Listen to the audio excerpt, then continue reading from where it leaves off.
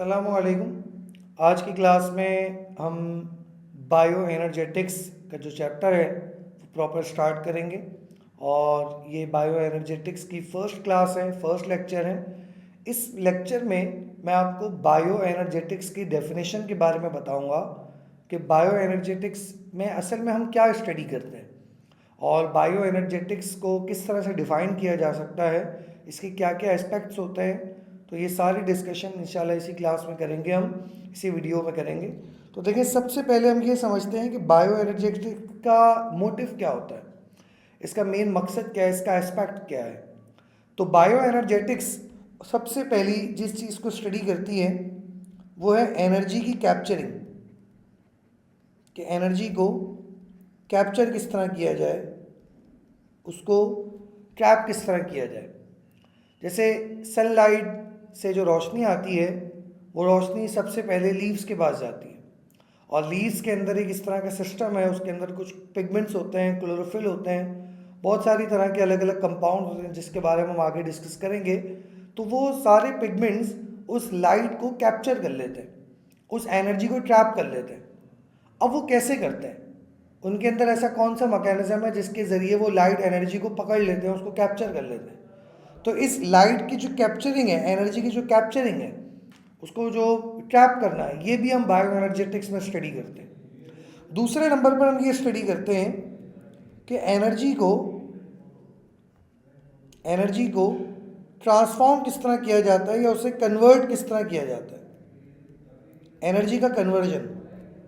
जैसे कि हम जो खाना खाते हैं उसमें फूड एनर्जी होती है, लेकिन जब हम अपने बॉडी पार्ट्स को मूव करवाते हैं तो ये जो एनर्जी है इसको हम कहते हैं मैकेनिकल एनर्जी।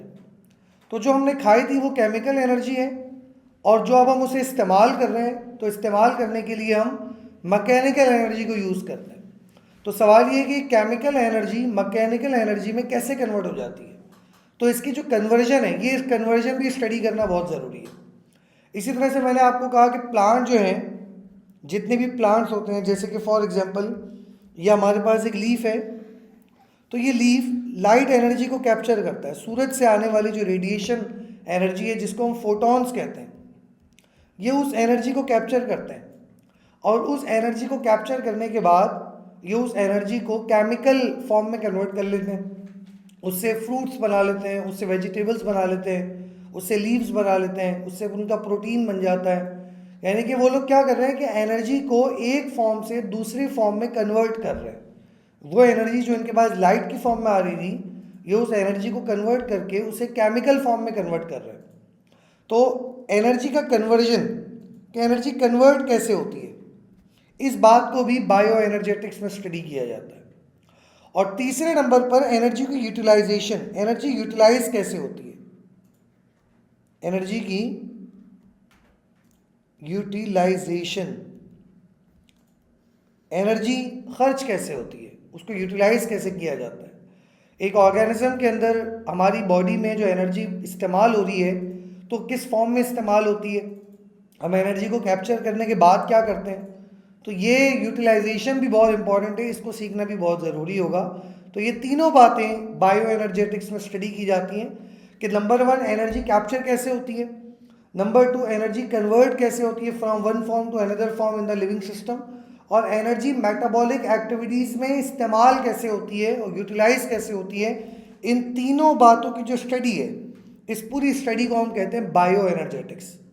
तो बायो एनर्जेटिक्स को डिफाइन इस तरह किया जाएगा, द स्टडी ऑफ कैप्चरिंग, यानी कि लाइट को कैप्चर करना, एनर्जी को कैप्चर करना, and the conversion of energy from one form to another form in the living system, and its utilization metabolic activities, और मेटाबॉलिक एक्टिविटीज़ में इसको यूटिलाइज किस तरह किया जाएगा, इस पूरी स्टडी को हम कहते हैं बायो एनर्जेटिक्स। अच्छा, बायो एनर्जेटिक्स के बारे में आप याद रखिएगा कि बायो एनर्जेटिक्स सिर्फ थ्योरी बेस्ड नहीं है। मतलब ऐसा नहीं है कि इसके अंदर सिर्फ थॉट्स हों, सिर्फ एक्सपेरिमेंट्स हों, या सिर्फ जो है इसके अंदर कुछ स्ट्रक्चर्स हों जिसको हमें स्टडी करना है। इसके अंदर बाकायदा मैथमेटिकल कैलकुलेशंस होती हैं, हम मैथमेटिकल कैलकुलेशंस करते हैं। हम ये चेक करते हैं कि कितनी एनर्जी ऑर्गेनिज्म ने कैप्चर की और उसकी कितनी एनर्जी को कन्वर्ट किया और कन्वर्ट करने के बाद कितने अमाउंट ऑफ एनर्जी जो है वो इस्तेमाल हुई। तो इसमें हम एनर्जी का अमाउंट कैलकुलेट भी करते हैं। तो एक तरह से बायो एनर्जेटिक्स में हम मैथमेटिक्स वैल्यूज़ जो होती है, मैथमेटिकल वेज जो होते हैं उनको भी यूज़ करते हैं और इसमें बाकायदा कैलकुलेशन की जाती है। जिस ब्रांच में कैलकुलेशन की जाए, जिस स्टडी में कैलकुलेशन की जाए, ऐसी स्टडी को क्वांटिटेटिव स्टडी बोलते हैं। तो याद रखिएगा, बायो एनर्जेटिक्स एक क्वांटिटेटिव स्टडी है, यानी कि इसके अंदर हम बाकायदा कैलकुलेशंस करते हैं, क्वांटिटीज़ मेजर करते हैं और कितनी एनर्जी इस्तेमाल हुई, कितनी एनर्जी खर्च हुई, कितनी एनर्जी ऑर्गेनिज्म ने जो है वो कन्वर्ट की, कितनी स्टोर की। तो इस पूरी वैल्यूज़ को कैलकुलेट किया जाता है, इवैल्यूएट किया जाता है। तो bio energetics is the quantitative study of energy relationship and energy conversion. Energy की रिलेशनशिप और एनर्जी की जो कन्वर्जन है, इसको बाकायदा बायोलॉजिकल सिस्टम में क्वांटिटाइज किया जाता है, इसको कैलकुलेट किया जाता है, इनके मैथमेटिकल फार्मूलाज सेट किए जाते हैं और फिर उस हिसाब से परसेंटेज में और अलग अलग वैल्यूज़ में, रेशोज़ में इनकी प्रॉपर कैलकुलेशन की जाती है। तो it is the quantitative study of energy relationship and energy conversion in the living system.